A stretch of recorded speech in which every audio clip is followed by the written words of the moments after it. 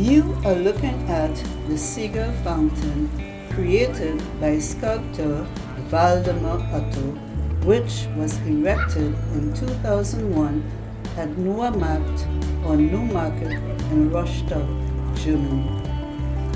It is said that the seagull atop the post may signify the area as being a coastal city.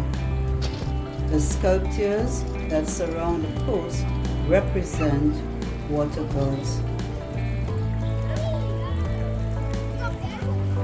Around the fountain, you will notice revivalist buildings that are Art Nouveau, Gothic, Baroque, and the pink building is Rostock's town hall. You can see children having a good day at the fountain.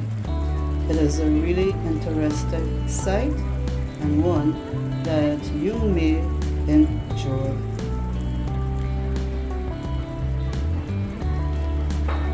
Thank you for looking at my video. Please give it a like and share and leave a comment. Thank you.